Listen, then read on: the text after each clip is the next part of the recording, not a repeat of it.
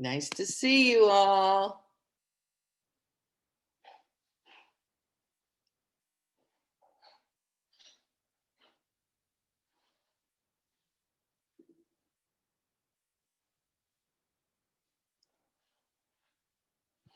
Hi, everybody.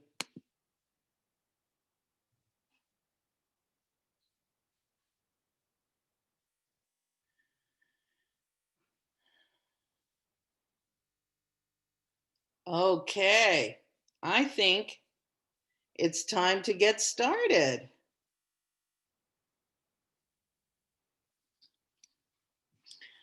Hi, Reading Club. How do I get this out of my way? Can everybody see me?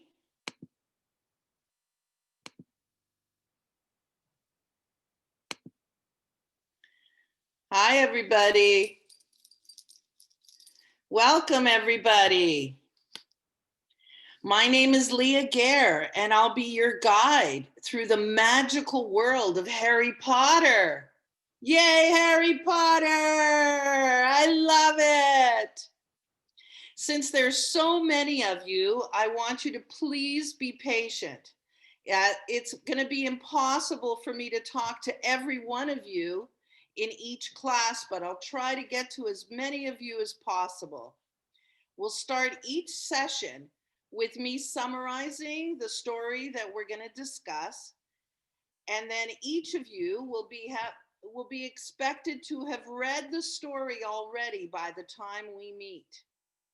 But be prepared to be surprised. I'll make sure that you learn something new about the book that you read, and we can look at two of the major themes in each of the books. Then we'll make sure that you see how you can connect this magic that happens in Harry Potter with your own life each and every day. So be prepared to be surprised. Harry Potter novels are all about magic and the magic that surrounds us each and every day. Whether you notice it or not, it's still there. Now, do you guys ever think that there's magic happening around you? Now, we're going to find all the hidden lessons and the meaning in each story that the author is trying to tell us through Harry and his friends and the teachers at Hogwarts. Let's find ways together to apply Harry's learning to our own life. So today we're going to take a look at the first half of Harry Potter and the Philosopher's Stone. The Harry Potter novels were written by J.K. Rowling, and we're going to look at and talk about the symbols that are in the book and how it relates to Harry and the other major characters, and then how it relates to our own life too. Then we're going to look at some themes in the book and that relate to the story, and again, how they relate to us, our own life too. Now, if you want to ask a question or contribute to the conversation, please type in the chat box. As I can't see all of you on my screen at the same time, I'm going to try to answer as many questions as I can during the time that we have together. And we'll go through your questions that weren't answered after the session's over. We'll be going today until 6 o'clock. Okay?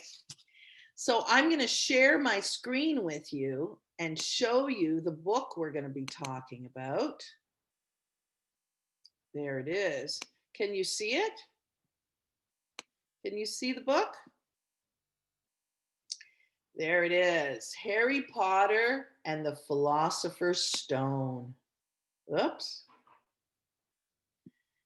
Now, I'm going to ask that you don't write on the screen, but you can write in the chat box, okay, if you have something you want to say, or you can put up your hand, okay?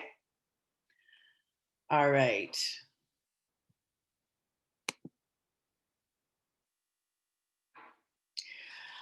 Okay, so I'm going to give you a short summary of the story before we get started.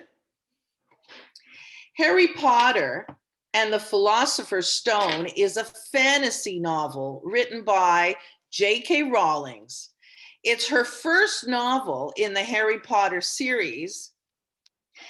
It follows Harry, a young wizard, who discovers his magical heritage on his 11th birthday.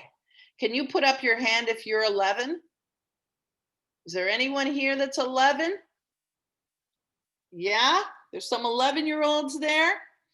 When he receives a letter of acceptance from Hogwarts School of Witchcraft and Wizardry. Harry makes close friends and a few enemies during his first year at school. And with the help of his friends, Harry faces an attempted comeback by the dark wizard, Lord Voldemort. He killed Harry's parents, but failed to kill Harry when he was just 15 months old. David, did you have a question?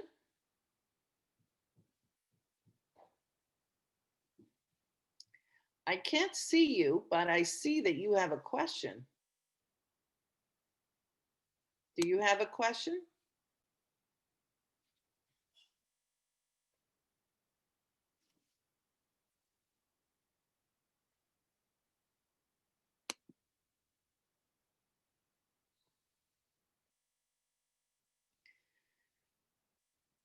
All right, I can't get, sorry. Hold on a second.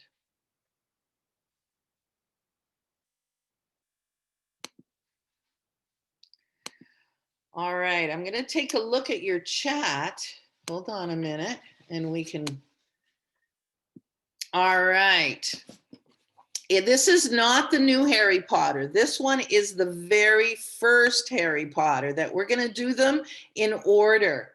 And each session, we're going to look at half a book. And the beginning part, and then the second session will be the ending of that book. And then we'll move on to a new one, okay? So this one is Philosopher's Stone, which was the very first Harry Potter novel there was. All right.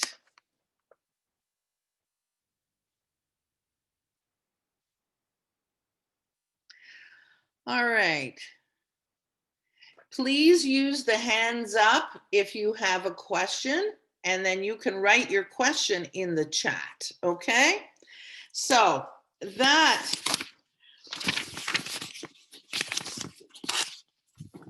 all right.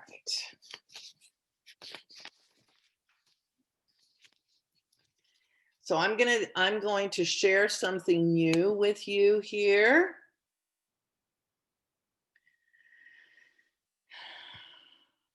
We're going to look at three main symbols in the book. We're going to look at, oops, hold on a second.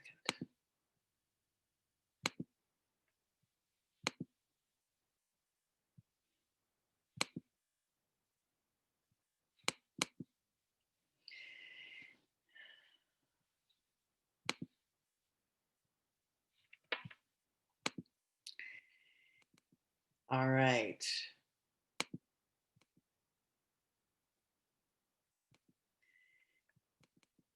Now, can you see this picture that I'm sharing with you? This is Harry, and he has one of the big symbols on his head. Do you see that? That is the first symbol that we're going to look at in this book.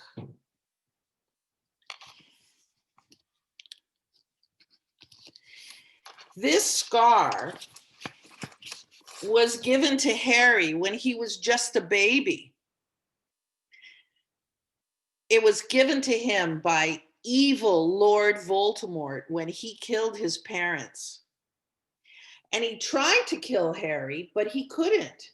His power just bounced off Harry and ended up reducing Voldemort into a spirit. What do you think that Harry's scar represents? Use that chat box and tell me what you think that Harry's scar represents.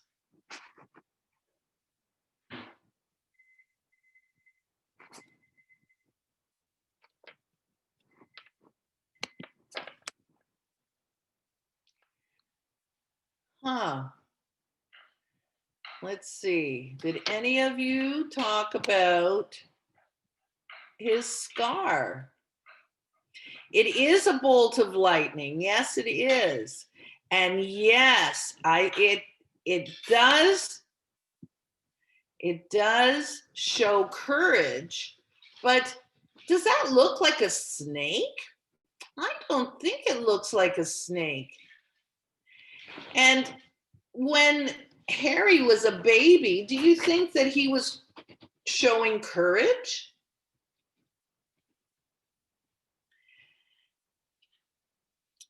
Not really. That really didn't show courage yet. The lightning-shaped scar that Harry received from Voldemort symbolizes everything that is unique and astounding about Harry. Though he never thinks twice about the scar until its history is finally told to him. Harry's forehead lightning bolt is his badge of honor, an emblem of having survived a great battle and of being destined to wage still more battles in the future. It constantly connects Harry to the past, not just to the trauma of the struggle against evil Voldemort, but also to the loving parents who tried to protect him. The scar is also a symbol of Harry's emotional sensitivity because it hurts him every time hatred is directed at him. Like when Snape first sees him at Hogwarts and when Quirrell tries to grab him, his scar starts to hurt his head. Now, do you have any scars or any marks on your body that remind you of your past or your family? Someone says that they have a scar on their eye. If you put up your hand, whoever said that they had a scar on their eye? I just saw that one go by. Yes, Candace. Candace, can we unmute Candace so you can tell us what your scar on your eye is?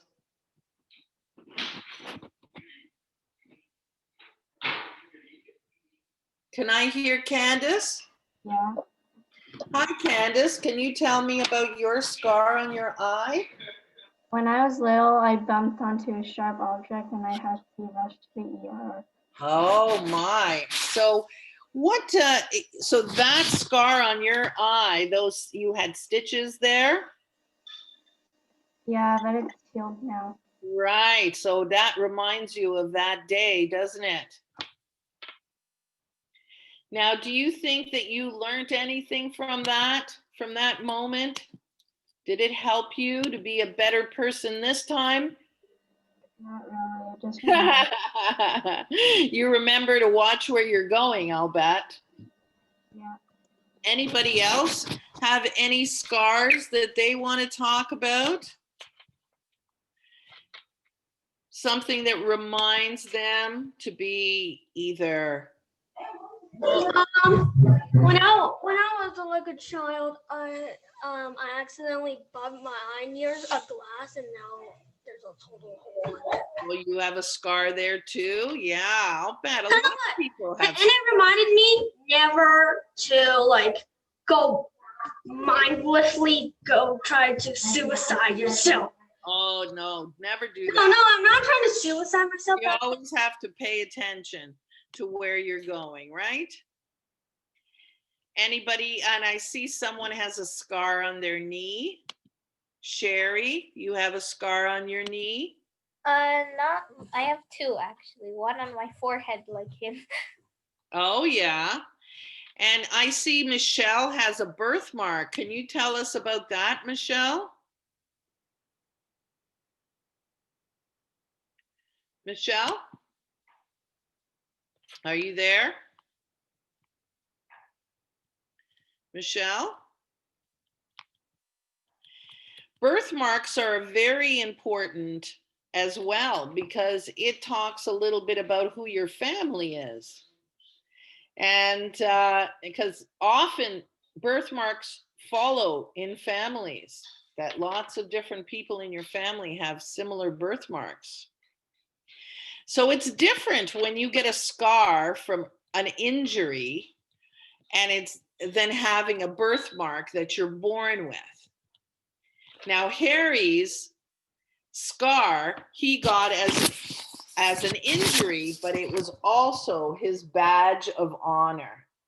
It's a scar that showed everybody how interesting and unique he is. And no one will have the same birthmark or scar that you have.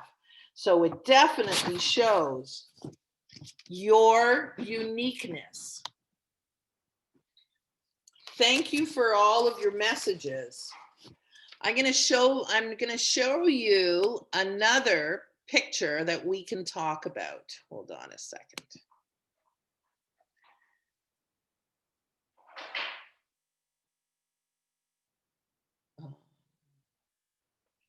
Oops. Sorry. Just give me 2 seconds and I'll switch the picture for you. Okay.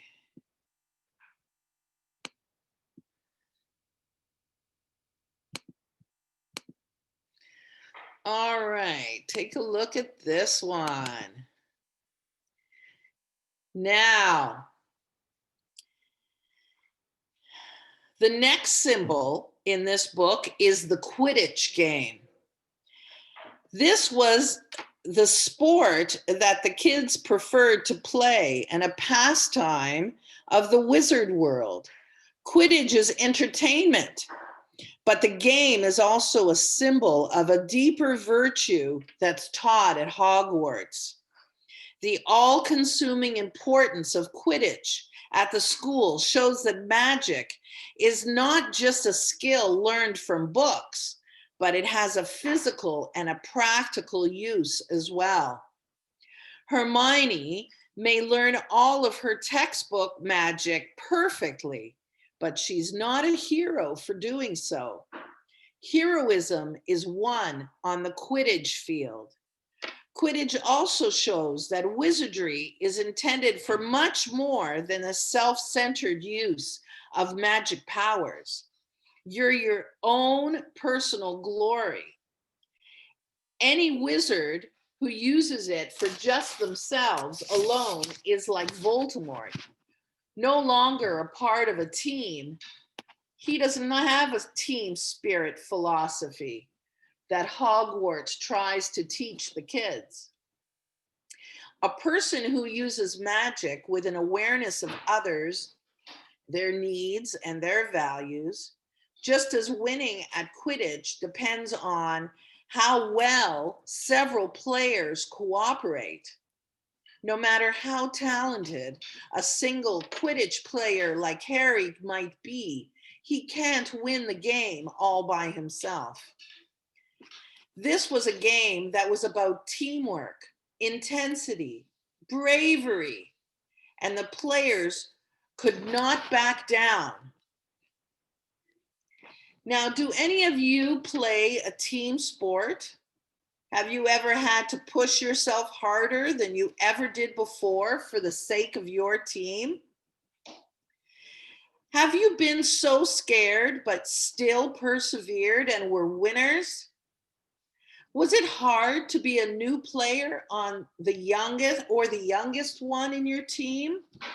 Can you share some of your experiences through the chat box with me?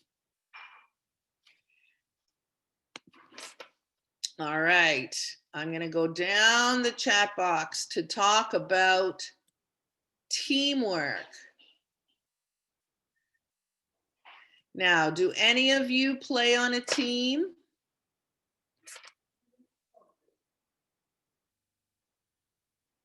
Hold on a second. I'm just scrolling to see what you're saying.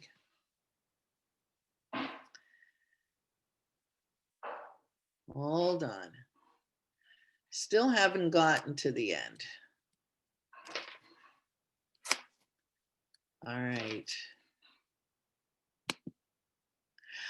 All right, so let's see. Lots of soccer players. Hockey, soccer, hockey. Wow, lots and lots of soccer players. Tennis, basketball. Very good. Oh, gymnastics. Now, is gymnastics, you think, a team sport? I guess it is. There's lots of other players, lots of other gymnasts on your team. Basketball, hockey, soccer, dodgeball. Wow. Synchro. Yes, that's very much a team sport. For sure. For sure. Wow, lots of players here. Oh, wow, you guys are awesome. All right. Now, are any of you the youngest player on your team? Are any of you the youngest player on your team? If you're the youngest player, oh, ballet, yes, basketball. It's hard to be the youngest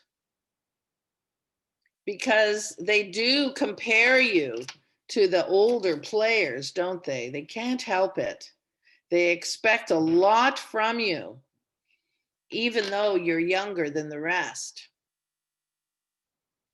Ballet, when you're learning ballet, it's not a team sport. You're learning it individually. But when you're doing a performance, you're often doing it with a whole company of other ballet dancers. So it becomes a team event for sure. For sure it does. Now, do you see in this picture, it just shows you the Quidditch field, and it shows you that they're racing, and he's racing against other team players. Now,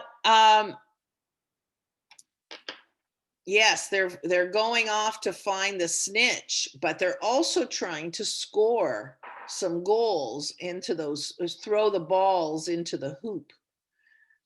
So if you're a younger player, do you think that it would be harder to be as good as the players who've played for a long time? Yes, yes, indeed. It is. And you have to work double as hard to make sure that you get better and better. And just being out on the field is not enough. You have to practice even when you're not playing. Thank you for all of your comments. We're going to go on. I'm going to show you another symbol. Okay, hang on a second. I'm going to stop the share. And then I'm going to show you, I'm going to put up another one for you to take a look at. Hold on. This is a good one. All right, I'm going to share the screen with you. Now take a look at this one. The final symbol is the mirror of a reset. Era said, sorry. Harry encounters with the mirror symbolizes his self-awareness. What does that mean? As the magic mirror forces him to look inside himself and face the question of what is his deepest desire.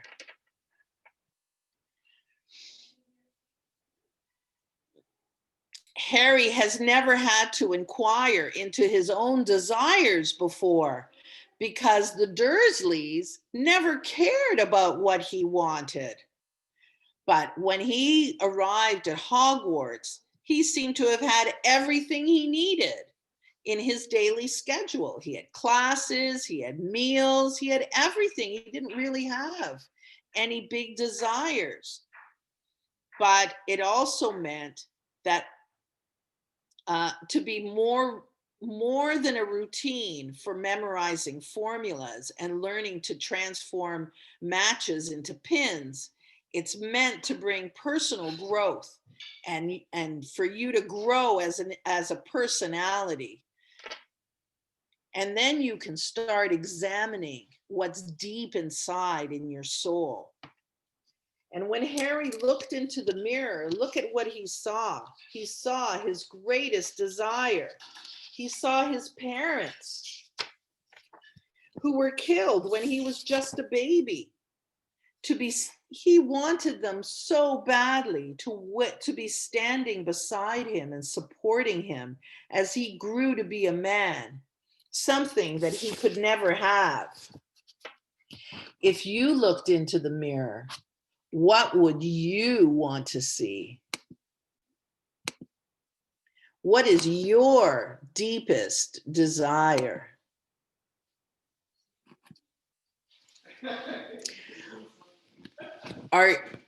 When you look in the mirror, do you see just yourself or do you see other people? What's your deepest desire?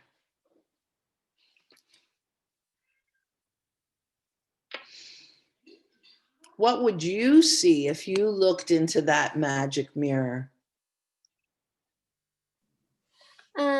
I think I would see all my family just like healthy and happy because my grandma's really sick right now and I want her to get better. Oh, that is a beautiful desire. I hope she does too. Thank you for sharing that. Does anyone else have a deep desire that they want to share? Uzman, do you want to share yours?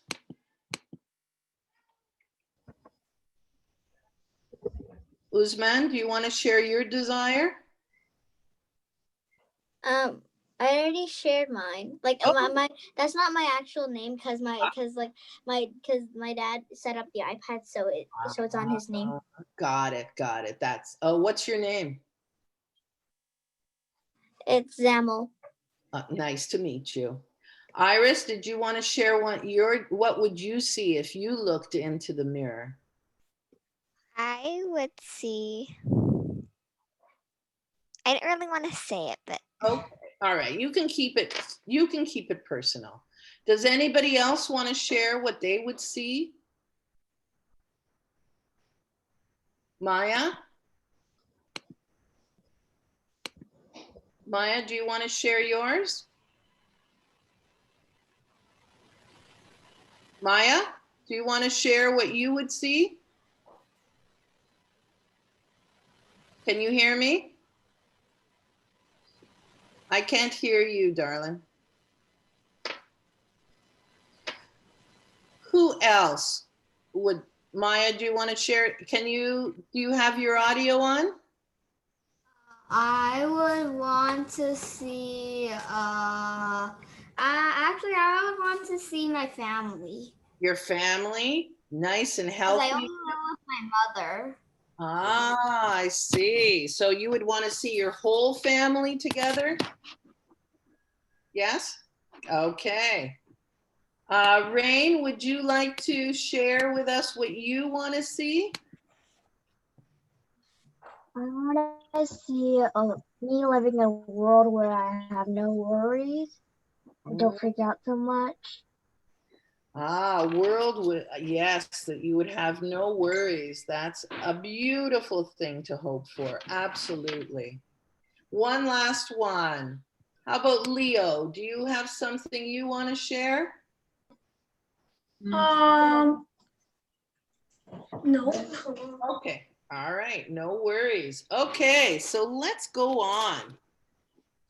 Now, we've looked at three different symbols at the scar on Harry's head that symbolized his uniqueness. And we looked at the game of Quidditch, which showed courage and perseverance and teamwork. And we also looked at the mirror, which takes a look at your desires, your deepest desires. Now we're going to take a look at some of the themes that were in the book. And the first one is, I'm just going to move this out of the way, this share. I'm going to stop sharing with you. All right. So the theme that we're going to look at is humility. Now, humility means someone doesn't brag, that they're very modest. Now, Harry was extraordinarily modest. The author makes this modesty an important part of Harry's success in getting the Sorcerer's Stone. Harry's humility is a big part of who he is as a person. He learned to be humble during his 10 miserable years of neglect and cruelty with the Dursleys. But Harry does not stop being humble when he finally gains fame and wealth and popularity at Hogwarts. His reaction is the discovery that everyone seems to know his name on the train to Hogwarts doesn't make him prim and pose, but rather only makes him hope that he can manage to live up to his reputation even before he meets these people. In this respect, he contrasts sharply from someone like Draco Malfoy, who prides himself on his family's reputation and really doesn't really look much at any achievement. Hold on one second. And when it becomes obvious that Harry has this outstanding gift for Quidditch, his reaction is not to be happy to be a superstar, but rather he practices and practices more than he ever did before. And when Harry breaks Quidditch records by catching the golden snitch in the first 5 minutes of a game, he doesn't even pause to take in all of the appreciation and the applause, but he rushes off because he's a very humble, shy guy. So he refuses to glorify himself. It's a very important and essential for getting the stone, because he's different than the wicked wizards like Quirrell, in that his desires only to find the stone is the common good. He wants to do it for others, not himself. So he doesn't want to use the stone for his own personal fame and fortune. If Harry was less humble, he wouldn't be able to get the stone. He is the extreme opposite of Voldemort, who strives only to achieve his own selfish goals. Now, let's think about that theme for a minute. Okay, Zami, I'm going to choose you next, but just hang on, okay? How No, does, I just wanted to say that like there was this person in the chat. There was this person in the chat that was like being I don't know if it was a person, but it was being kind of foolish and kept saying copying people's info. okay. Well, you know what? That's the good thing about chat is that we can easily ignore that. So try to ignore it and Okay. just look after you, okay? Okay. Okay. Now, tell me, how does this idea of being humble relate to your life experiences? How hard has it been for you to learn new things and be the new kid in a class? Is it hard or is it easy for you to take risks? And do you put your best effort in everything that you do? And does it pay off for you at school, at home, with your friends, in your hobbies? What are you really good at doing? And when you're really good at it, do you stop trying or do you work even harder to get better? Tell me what you think, okay, in the chat. But make sure everybody to use the chat properly. Use it to share some of your experiences, okay? All right. So I see that some of your greatest desires was a peaceful world, and that is a beautiful thing. Now, so being humble, why is that important? Why is it important to be humble?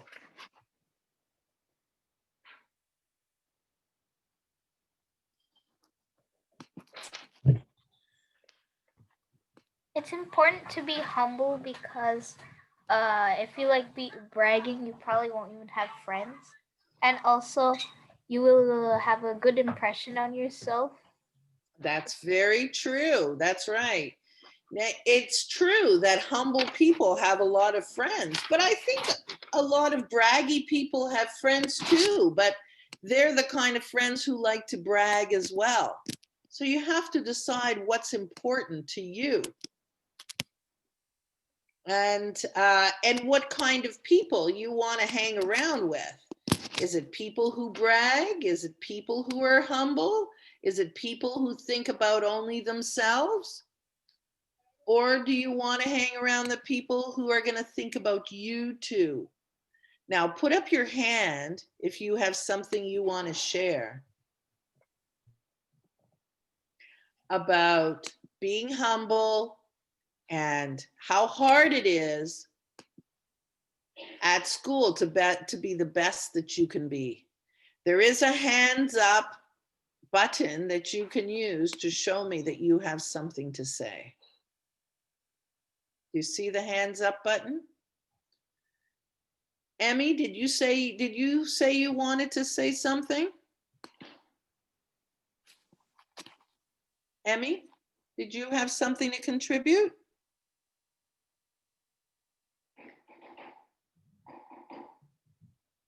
All right.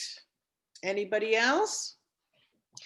Now I see that Rachel is really good at drawing. Can I see Rachel? Now, Rachel, because you're good at drawing, does that mean that you don't need to work on it anymore, or are you still looking to get better?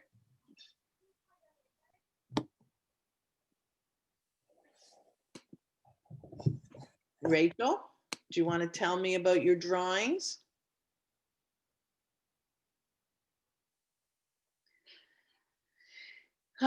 Yolanda, I see that you put that you don't like being new in the class. Has everybody felt what it was like to be the new kid in a class? What was it like for you to be a new kid, but also if you were in a class and a new kid came in, how would you greet that new kid?